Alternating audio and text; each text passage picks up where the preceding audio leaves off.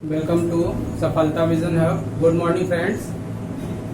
जैसा कि कल हम लोगों ने देखा था हिंदी वर्णमाला में, फर्स्ट वीडियो में आपको हमने बताया था पद, पदबंध, वाक्य, उपवाक्य, स्वर, व्यंजन। इसके बाद हिंदी वर्णमाला में आपका देखिए स्वर होता है। स्वर में मैंने आपको बताया कितने स्वर होते हैं, 11। कितने होते हैं, 11। और ये आपके जो है व्यंजन है। व्यंजन मैंने आपको बताया था कितने होते हैं, 41। कितने बताया था मैंने, 41। का वर्ग, का, खा, गा, घा, अंगा। इसमें भी मैंने कल आपको बताया था अल्प प्राण और महाप्राण। अल्प प्राण और महाप्राण। अल्प प्राण में मैंने आपको बताया था पहला और दूसरा वर्ड। पहला और दूसरा वर्ड ये क्या होता है, अल्प प्राण। और बाकी के जो 3 अक्षर होते हैं वो मैंने आपको बताए थे महाप्राण। इसी तरह मैंने आपको बताया था कल सघोष और अघोष। सघोष और अघोष के बारे में मैंने बताया था। इसके बाद आज के वीडियो में हिंदी वर्णमाला, स्वर आपके छोटा बड़ा, छोटी बड़ी, छोटाऊ बड़ाऊ, री ऋ सी ए आई ओ औ, ये आपके स्वर कहलाते हैं। क्या कहलाते हैं, स्वर कहलाते हैं। बात आती है व्यंजन की। तो व्यंजन में हमारा देखिए पहला होता है का वर्ग, जिसमें 5 वर्ड होते हैं, का, खा, गा, घा, अंगा। दूसरा होता है आपका च वर्ग। च वर्ग में आता है चा, छा, जा, झा, इया। तीसरा होता है आपका ट वर्ग। ट वर्ग में टा, ठा, डा, ढा, डा, ये वर्ड आते हैं। फिर इसके बाद नेक्स्ट होता है आपका त वर्ग। त वर्ग में देखिए आपका ता, था, दा, धा, ना। ता, था, दा, धा, ना, ये आपका त वर्ग होता है। इसके बाद नेक्स्ट आता है आपका प वर्ग। प वर्ग में आपके 5 वर्ड होते हैं, यही पा, फा, बा, भा, मा। ये आपका का वर्ग से पा वर्ग तक, ये तो कंटिन्यू आपका चलता है व्यंजन में। इसके बाद 2 शब्द आपके होते हैं डा और ढा। क्या होते हैं फ्रेंड्स, डा और ढा। इनको हम कहते हैं उच्छिप्त। क्या कहते हैं फ्रेंड्स, उच्छिप्त स्वर। इनको क्या कहते हैं फ्रेंड्स, उच्छिप्त व्यंजन डा और ढा। इनके नीचे हमारे जो है बिंदी लगती है। उच्छिप्त व्यंजन मतलब डा और ढा। इसके बाद अंतस्थ आता है या, रा, ला और व। अंतस्थ व्यंजन की बात आती है। देखिए फ्रेंड्स, ये जनरली कॉमनली किसी भी एग्जाम में पूछा जाता है, 1 नंबर का क्वेश्चन आता है। अंतस्थ व्यंजन बताइए। कोई वर्ड दिया होता है, कोई भी व्यंजन दिया होता है, उस पे एक आपका ऑप्शन सही होता है, उस ऑप्शन को चूज करना पड़ता है। तो फ्रेंड्स सभी इसको विशेष रूप से ध्यान दें। अंतस्थ व्यंजन में जब भी कोई बात आती है तो हमको ये 4 वर्ड याद रखने हैं। अंतस्थ मतलब अंदर से उत्पन्न होने वाले वर्ड, या, रा, ला, वा। तो ये या, रा, ला, वा, ये 4 वर्ण हमारे अंतस्थ व्यंजन कहलाते हैं। क्या कहलाते हैं फ्रेंड्स, अंतस्थ व्यंजन। देखिए इसके बाद ये भी मोस्टली इंपॉर्टेंट है आपका, ध्यान दीजिएगा फ्रेंड्स, ऊष्म व्यंजन।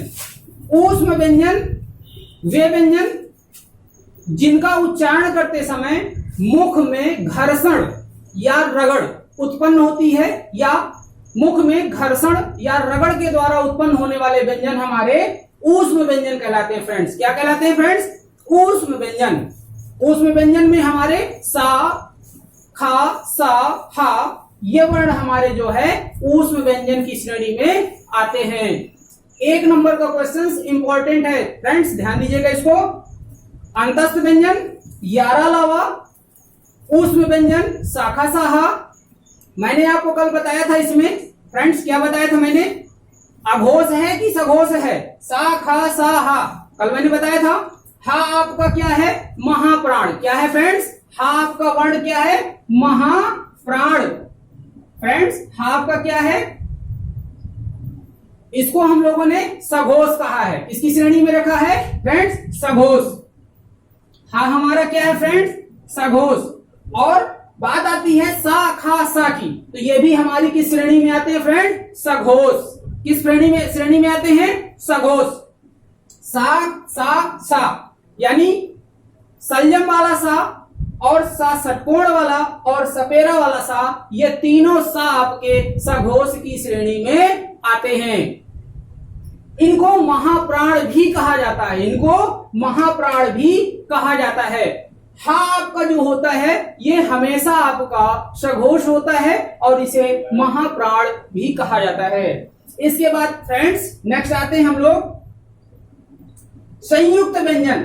संयुक्त व्यंजन का मतलब होता है जो दो वर्णों के संयोग से मिलकर प्राप्त होते हैं, जो सब व्यंजन दो शब्दों के मेल से प्राप्त होते हैं। जैसे हमारा छा छत्री, छा छत्री, यानी इसमें पहले नंबर में का आता है। क्या आता है फ्रेंड्स? का आता है। और दूसरा आता है सा षटकोण। का और सा षटकोण दोनों वर्णों के मिलाप से हमारा छा छत्री बनता है। क्या बनता है फ्रेंड्स? छा छत्री बनता है। इसी प्रकार त्रा, त्रा हमारा एक संयुक्त व्यंजन है जिसमें दो वर्णों का मेल है। क्या क्या है फ्रेंड्स? पहले तो देखिए आपका ता बना हुआ है और नीचे क्रा की मात्रा लगती है, इसलिए नीचे आपका रा जुड़ जाता है। तो ता और रा दोनों के मेल से हमारा त्रा व्यंजन प्राप्त होता है। इसी प्रकार आपका ज्ञा, ज्ञा को बोलते हैं ज्या, मतलब ज्या, ज्या का मतलब होता है जा और इया। फ्रेंड्स जा और इया दोनों के मिलान से हमारा क्या प्राप्त होता है फ्रेंड्स? ज्ञा। इसी प्रकार आपका स्रा आता है। स्रा का मतलब संयम वाला सा और रा, नीचे स्रा की मात्रा लगी हुई है फ्रेंड्स। ये हमारा क्या हो गया? स्रा, मतलब संयम वाला सा और रा दोनों को मिला करके फ्रेंड्स हमारा क्या प्राप्त होता है? स्रा। यानी ये हमारे संयुक्त व्यंजन कहलाते हैं फ्रेंड्स। क्या कहलाते हैं फ्रेंड्स? संयुक्त व्यंजन। जनरली कॉम्पिटिटिव एग्जाम में, टेट या सुपर टेट या अदर एग्जाम में संयुक्त व्यंजन जो हमारा बनता है ये एक नंबर का क्वेश्चंस कॉमनली पूछा जाता है। कोई भी एक वर्ड आपके सामने रखा जाता है और एग्जाम में आपसे पूछा जाता है कि यह किसके मेल से बना हुआ है, यह किसके मेल से बना हुआ है। तो हमें नीचे जो है विकल्प दिए होते हैं उनमें से सही विकल्प का चयन करना पड़ता है। फ्रेंड्स हमें संयुक्त व्यंजन को प्राप्त करने के लिए पहले यह जानना आवश्यक है कि छा, छा का मतलब होता है आधा का, मतलब का हमारा जो है साइलेंट होता है और नीचे सा संयम वाला जुड़ा होता है। यानी छा हमारा का और सा षटकोण दो से मिल करके बना होता है। इसी प्रकार त्रा, ता और रा से मिल करके बनता है। ज्ञा, जा और इया से मिल करके बनता है। स्रा, सा और रा से मिल करके बनता है। तो ये हमारे फ्रेंड्स क्या बनते हैं? संयुक्त व्यंजन। अब इसके बाद बात आती है तालव्य।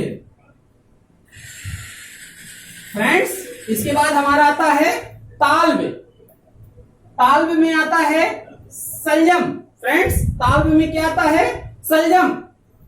और इसके बाद सा षटकोण आता है, इसको हम कहते हैं मूर्धन्य। क्या कहते हैं फ्रेंड्स? मूर्धन्य। इसके बाद सा आता है सपेरा वाला, सा सपेरा वाला आता है, इसको हम कहते हैं दंत। क्या कहते हैं फ्रेंड्स? दंत।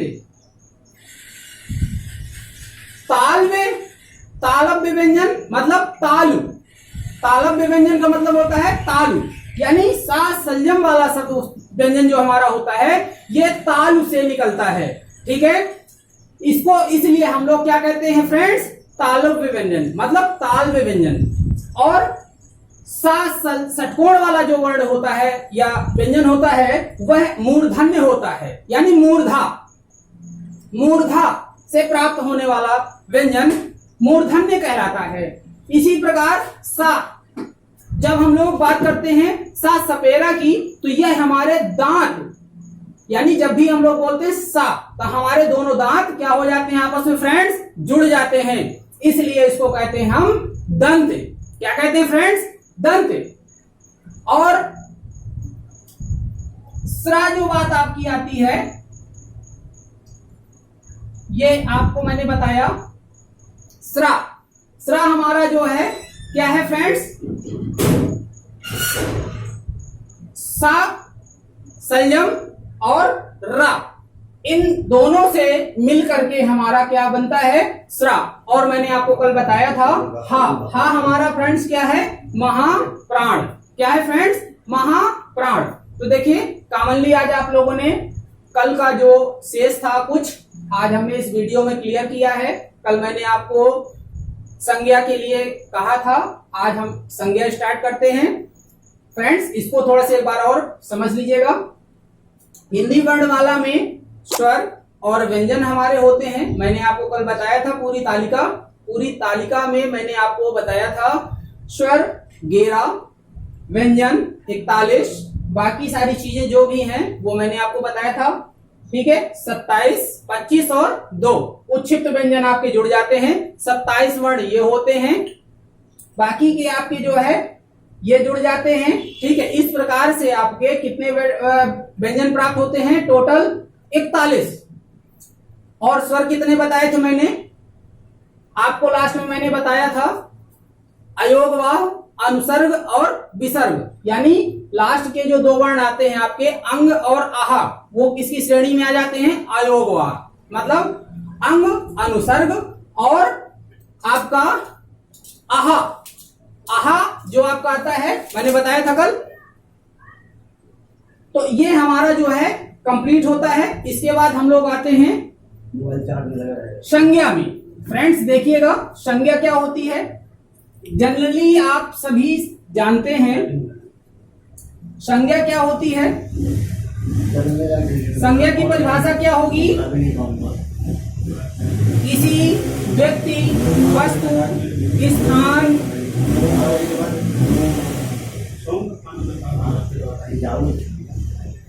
फ्रेंड्स संज्ञा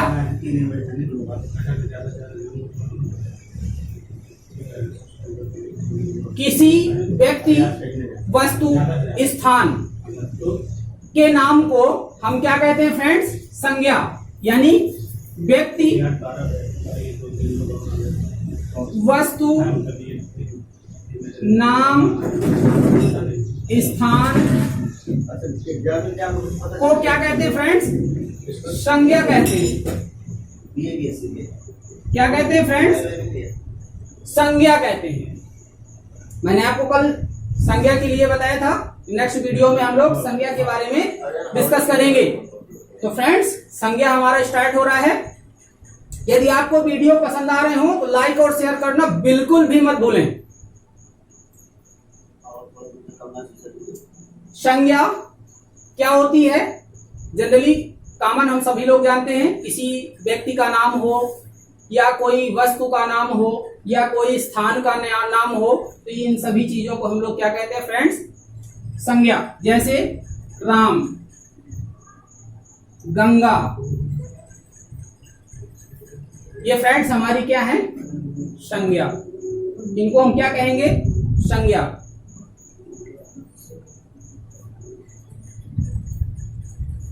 अब बात आती है फ्रेंड्स संज्ञा के प्रकार। बात आती है संज्ञा के प्रकार। तो देखिए फ्रेंड्स, पहला होता है व्यक्तिवाचक, दूसरा होता है आपका जातिवाचक। पहला हो गया आपका व्यक्तिवाचक, दूसरा हो गया आपका जातिवाचक और तीसरा होता है आपका भाववाचक। फ्रेंड्स व्यक्तिवाचक मतलब किसी व्यक्ति के बारे में अगर कहीं कोई चर्चा की जाती है या किसी व्यक्ति का स्पेशली नाम रखा जाता है या दिया जाता है, उसे हम क्या कहते हैं फ्रेंड्स? व्यक्तिवाचक संज्ञा। जैसे गंगा, राम, महेश, ये हमारे क्या हो गए? व्यक्तिवाचक, यानी पर्सनल, किसी व्यक्ति विशेष की बात की जा रही है। जिस स्थान पर, जिस जगह पर किसी व्यक्ति विशेष की बात की जाती है, वहां पर हमारा व्यक्तिवाचक संज्ञा होता है। इसी तरह आता है जातिवाचक। जातिवाचक का मतलब जहां पर हम किसी समूह या किसी जाति का उद्बोधन करते हैं, उसे हम जातिवाचक संज्ञा कहते हैं। जैसे गाय, गाय, भैंस, कुत्ता, बिल्ली, ये हमारे जाति को संबोधित कर रहे हैं। किसको संबोधित कर रहे हैं? जाति को संबोधित कर रहे हैं, इसलिए इसको हम क्या कहेंगे? जातिवाचक संज्ञा। लास्ट में तीसरा पॉइंट जो आता है भाववाचक। भाव का मतलब होता है हम किसी भाव को व्यक्त कर रहे हो। जैसे उदारता, जैसे उदारता या उदार। जैसे हम कह सकते हैं सज्जन,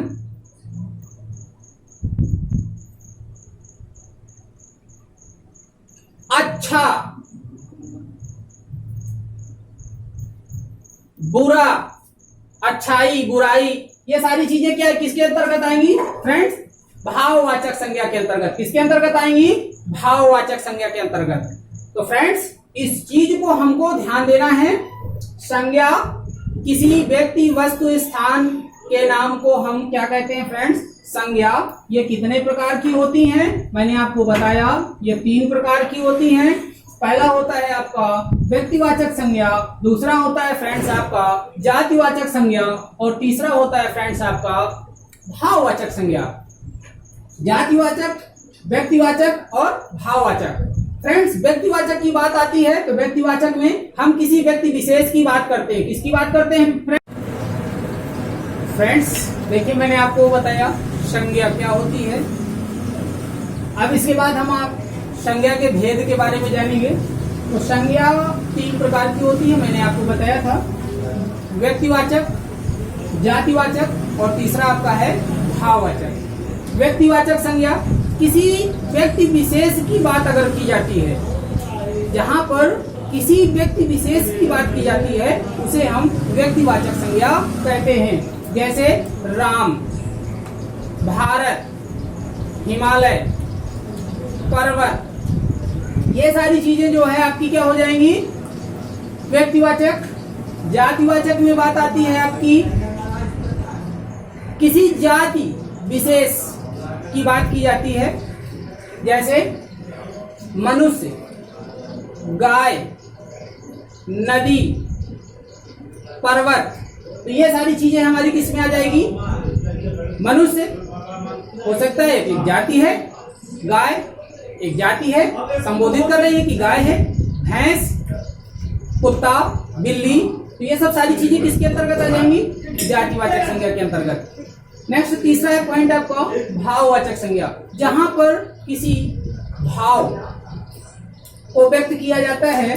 जैसे सच्चाई, सच्चाई क्या है? एक भाव है, यानी वह ईमानदार है। तो ईमानदार शब्द हमारा क्या है? यानी वह उसके भाव को व्यक्त कर रहा है। क्या कर रहा है? वह उसके भाव को व्यक्त कर रहा है, इसलिए उसे हम क्या कहेंगे? भाववाचक संज्ञा। बचपन, बचपन, बचपन क्या है? भाव को व्यक्त कर रहा है, यानी ये कोई छोटा बालक है, एक छोटा कोई बालक है, तो बचपन यानी वो छोटा, बचपन शब्द जो हमारा आएगा वो हमारा क्या होगा? भाववाचक, यानी वह उसके भाव को व्यक्त कर रहा है। ईमानदारी, जैसे वह ईमानदार है।